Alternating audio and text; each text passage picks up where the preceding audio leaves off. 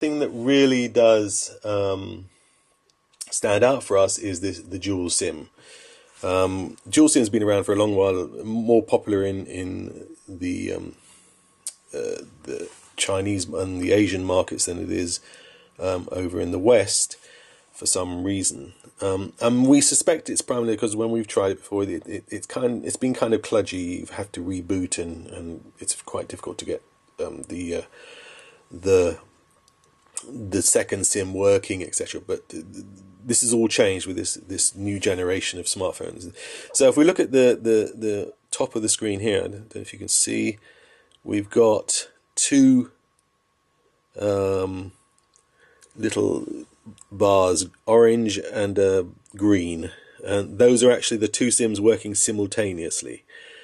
So there's no question of rebooting or having to press particular app buttons or anything like that. If a call comes in on a SIM, it rings. If a call comes in on your second SIM, it rings. Similarly, with making a call, you either press the call button twice or once to get either of the two SIMs. And if you do things like doing your text messaging, is also a similarly easy process with the two SIMs. If you can just see there, the two buttons, those are for the two SIMs. So once you've typed your message in, just do that. And then I have Swipe installed on here as well. Then you'll see the two boxes come alive, and you just choose which box you want to send for whichever SIM you want to use to send your message. It actually couldn't be easier.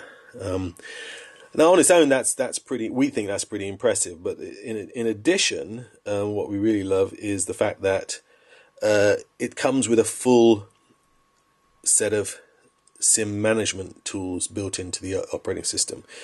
So if we go into system settings here, you see the two SIMs actually displayed with their color coordination. You can change the color of the actual icons, and if you prefer purple to green or whatever, you can set it to the way you want to.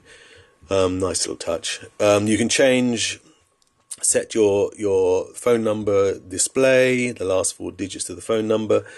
You can also do clever things like change the data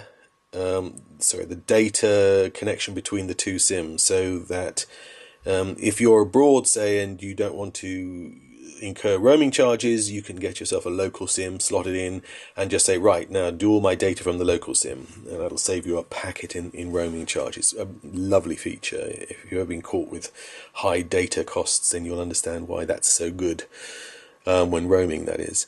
You can allocate different contacts to the SIMs so that you don't have to worry about which SIMs have which contacts on them. That's another nice feature. So that if you're using the two SIMs for, say, business and pleasure, you can allocate all your business contacts to one SIM, and the pleasure and the fun ones to the other SIM, with different ringtones, obviously, of course.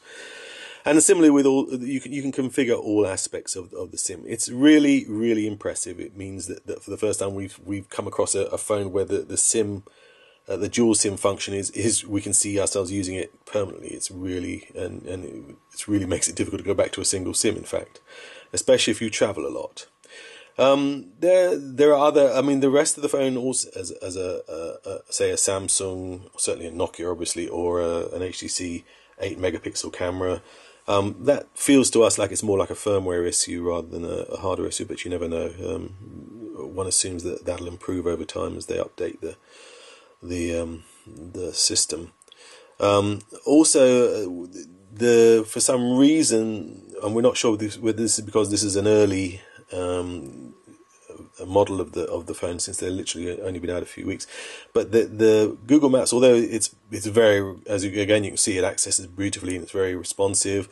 It does, if you're out and about traveling, it does occasionally lose location for some reason. We can't really work out why, for a few seconds, and then latches back in every so often.